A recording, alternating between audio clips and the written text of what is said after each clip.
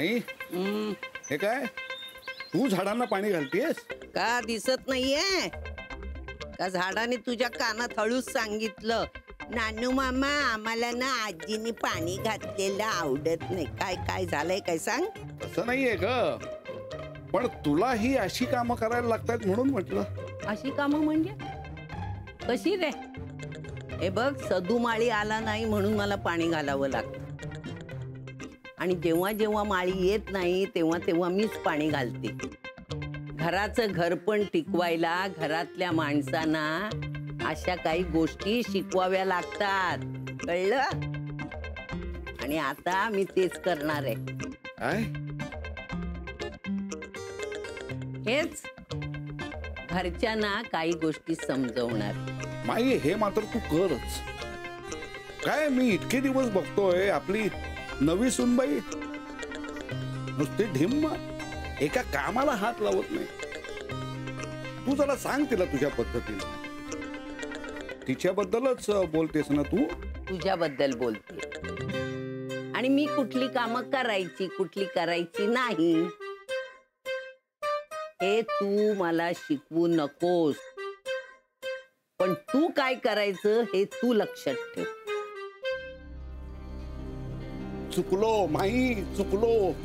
अगं पण मला एक सांग किती वर्ष घरातली कामं अलकाने गीतानच करायची. हा अगं नव्या सुनबाईनं घ्यायला नको का काही जबाबदारी.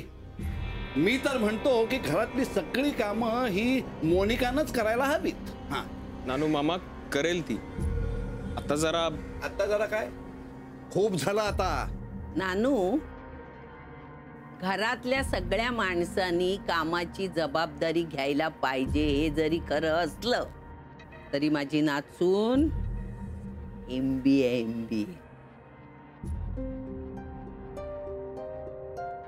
आणि मला तरी वाटतं तिनं आता तिची नोकरी सुरू करायला पाहिजे. विक्रांत बरोबर की नाही. हो आजी बरोबर आहे पण आता जरा घाई होईल ना. तिची तब्येत थोडी. तू असं काय बोलतो. आजारी माणसं घराबाहेर पडत नाही की काय. तू म्हणजे अगदी ती गरोदरच आहे असं बोलतेस. नानू मामा तुम्हाला न्यूजपेपर हवा होता ना.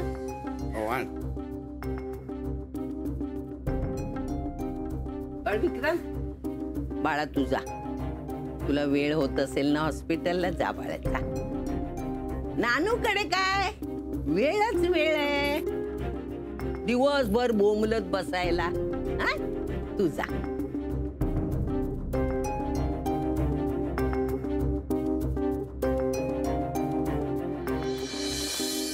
ताई ताई ऐक ना सकाळची वेळ आहे आपण जरा थोडी थोडी कामं करू ना घरातली.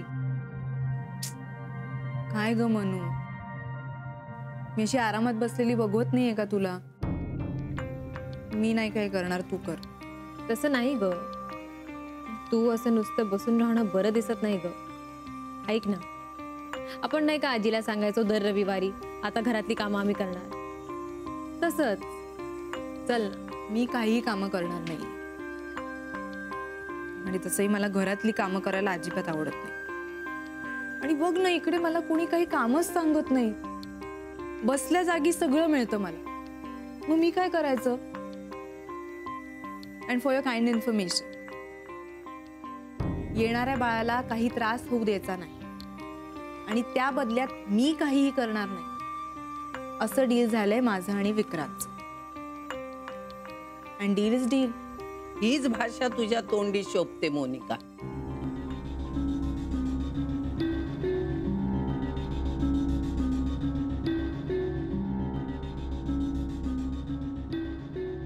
जी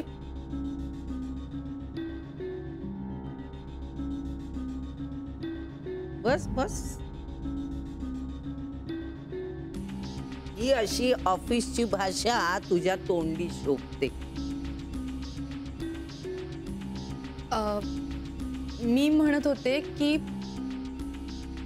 आपण दोघी मिळून घरातली कामं करूया त्याचं डील म्हणजे त्याच्याबद्दल बोलत होतो आम्ही.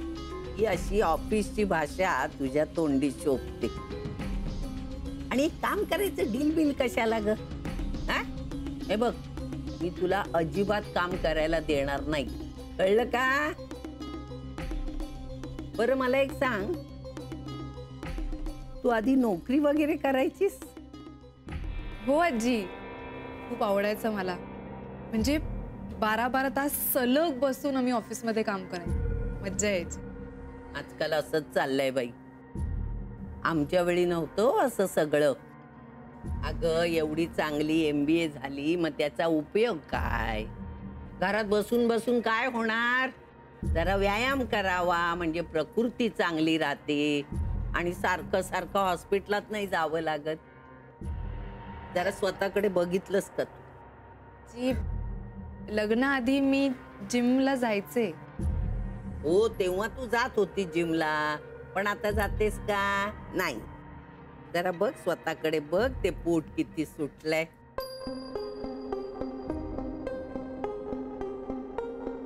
पोट कमी करायचा तुला मी घरगुती उपाय सांगते. गरम पाणी घ्यायचं, त्यात टॉवेल बुडवायचा, घट्ट पिळायचा आणि असा पोटावर दाबायचा. हो करेन ना, ते पण करेन नंतर. मी तुला दाखवून ठेवते, एकदा बघितलं की बरोबर तुझ्या लक्षात येईल की नाही. म्हणजे तुला वेळ मिळत जाईल तसं तू करत जाशील. जा बाळा मानसी, घेऊन ये गरम पाण्यात टॉवेल पिळ, घट्ट आणि घेऊन ये. आता करायचं आजी? होय, एकदा दाखवून ठेवते, लक्षात आलं की बरं ना. वेळ मिळाला तसं तू करत राहशील. तू आणते ना टॉवेल बाळा आणि गरम पाणी घेऊन. मानसी, इकडे येतेस का जरा? आजी, मला गीता काकी बोलत आहेत, मी आधी बघून येते काय ते. थांब ना मानसी. नाही म्हणजे मी सुद्धा येते ना. काय, मला सुद्धा जरा कामं करता येतील. पण दोघींची पळापळ कशाला? मी एकदा दाखवून ठेवते. मानसी, आले गीता काकी. मी होते पुढे. आजी, मी जरा गीता काकींचं काम करते आणि मग हे सगळं करते. बरं बरं, जा तू, पण मी सांगितलेलं लक्षात ठेव आणि ते पण नोकरीचं पण लक्षात ठेव. हो हा? नक्की. चल, हा, निघते.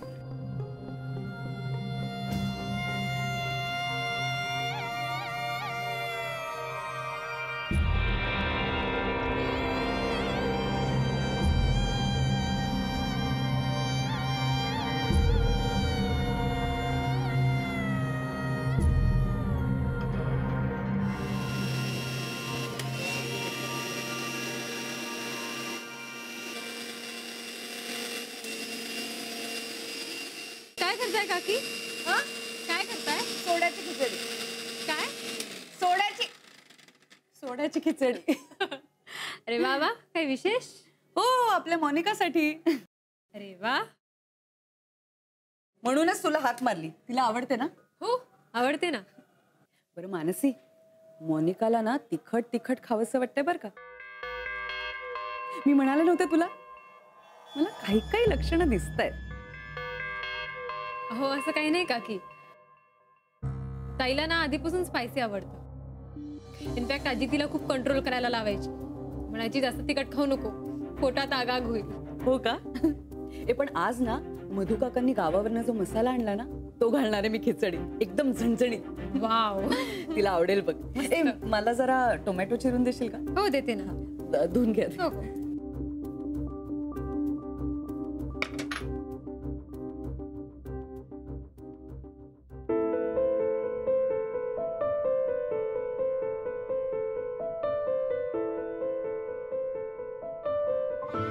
मी ना आमच्या घरी ही सगळी आजूबाजूची कामं करते.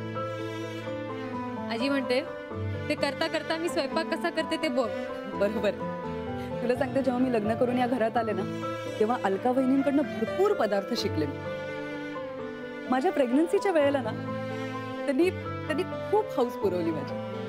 म्हणून ना मला कधी माहेरी जावंसच वाटलं नाही. आणि म्हणूनच मी ठरवलं, त्यांनी जे काही माझ्यासाठी केलं ना तेच मी आपल्या मोनिकासाठी करणार.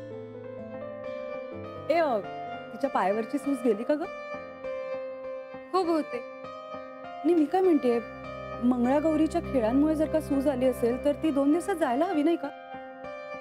म्हणून विचारलं ग मी. पण मोनिका ना फारशी खाली पण उतरली नाही. मला वाटत होतं की कदाचित पाय दुखत असतील. ऐक ना मानसी, मला ना राहून राहून असं वाटतं की ही सूज ना काहीतरी वेगळी आहे ग. तू विचारलंस का तिला? नाही काकी. काय गो मानसी, नाही मी ना ठरवलंय की अलका बहिणी आल्या ना की मी त्यांच्याच कानावर घालणार आहे. पण काकी खरं तसं काही नाहीये. तुला काय कळतं ग?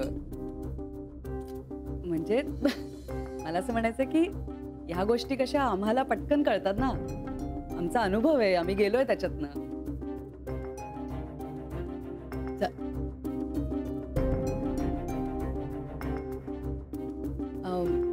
मानसी, दे मी करते.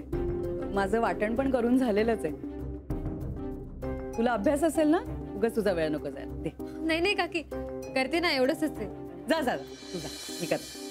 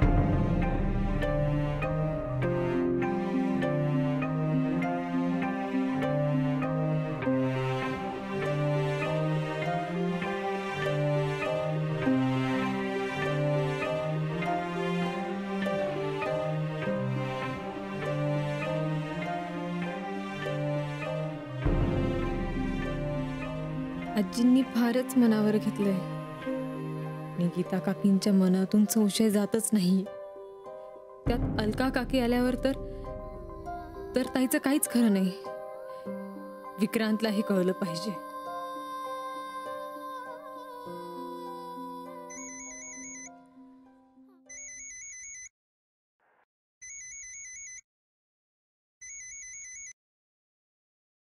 हॅलो. हॅलो, विक्रांत आहेत का? कोण बोलतंय? मी मानसी बोलतेय. ओ मानसी,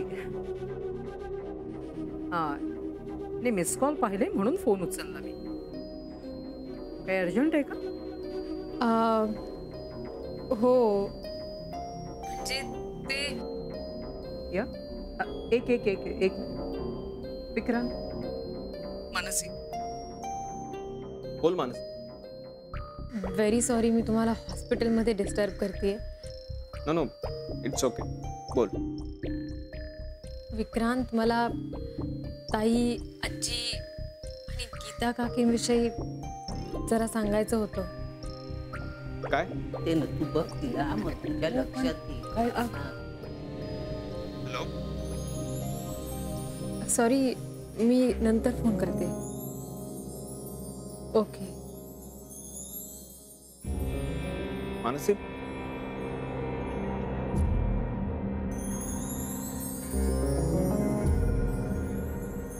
हिच्याकडे वरून खालपर्यंत बघ कशी सडसडीत आहे. अगं लग्नाला 10 वर्ष झाली. लाजली ना. हा म्हणजे आई, काय झालं? नाही ग, मी मोनिकाला सांगत होते नुसती बसून राहू नकोस, व्यायाम कर. नाही म्हणजे आतापासून काळजी घेतली ना तर शरीर बेढप होणार नाही. माझं असं म्हणणं होतं की बोल ना. तिने हे सगळं नको करायला आता. का नको करायला?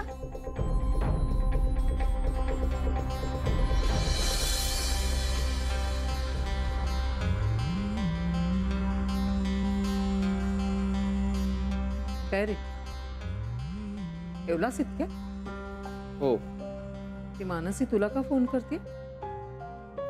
अगं मोनिकाला जर काही गरज पडली म्हणजे तिच्या तब्येती संदर्भात तर ही सगळी परिस्थिती माहीत असलेलं कुणीतरी असावं म्हणून मानसीला सांगून ठेवलं होतं. ओके, म्हणजे ती आहे ना आता तिथे तिच्या बरोबर? हो, झालं तर मग काय प्रॉब्लेम आहे. हा, मी तुला मगाशी म्हणत होते ना, मला एका केस बद्दल तुझ्याशी डिस्कस करायचं होतं. चल बस. विक्रांत, लक्ष कुठे आहे तुझं? We are in hospital. काय म्हणाली ती? काही टेन्शन आहे का? अगं तेच बोलणं नीट झालं नाही ना. तिने अर्धवट बोलूनच फोन ठेवला. काहीतरी गडबड नक्की आहे. गडबड? गीता काकी, आजी आणि मोनिका विषयी काहीतरी बोलत होती. नक्की काहीतरी महत्वाचं असणार आहे, त्याशिवाय ती मला फोन नाही करणार. त्यांना कळलं की काय सगळं? नाही, कशावरनं? बहुतेक आजी आणि गीता काकी मोनिका बद्दल जास्त विचार करत असतात, तेही पूर्णपणे विरुद्ध. त्यामुळे मोनिकाची पंचायत होत असेल आणि हा, असंच काहीतरी असणार. मग ती बोलली का तसं काही?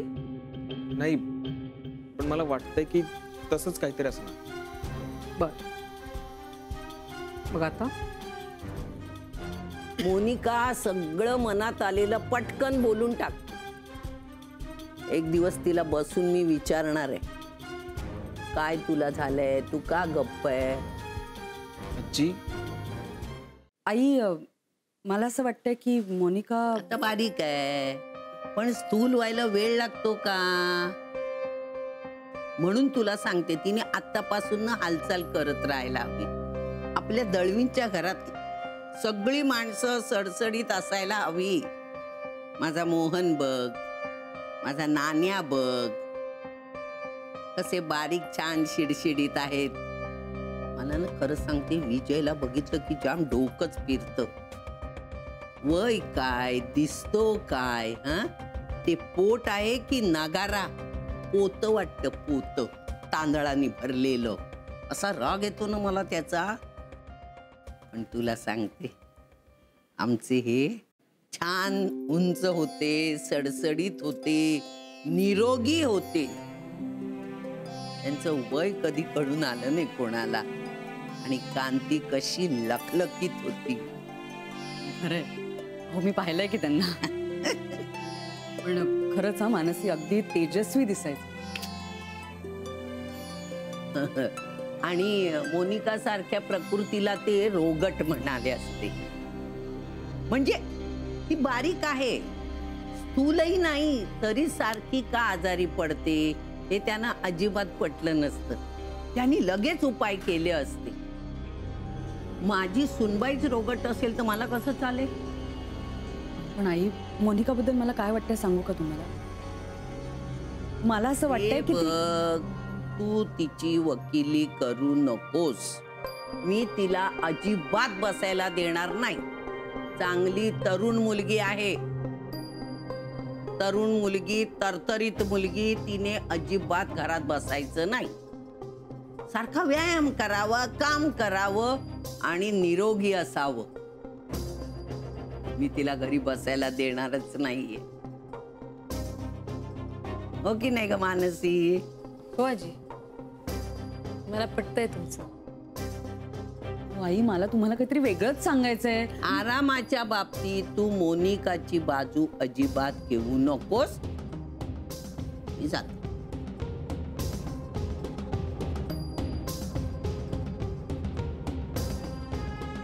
आरामाचं कुठे काय बोलले का ग मी? आई ना नेहमी असं करतात. स्वतःला जे बोलायचं ते बोलतात आणि निघून जातात. मला काय बोलायचं ते ऐकून तरी घ्यायचं ना एकदा. म्हणून आता ना अलका वहिनी असायला हवे होते. गीता, अगं अलका आणि विजय आलेत. या 100 वर्ष आयुष्य बघ यांना. आलेच मी.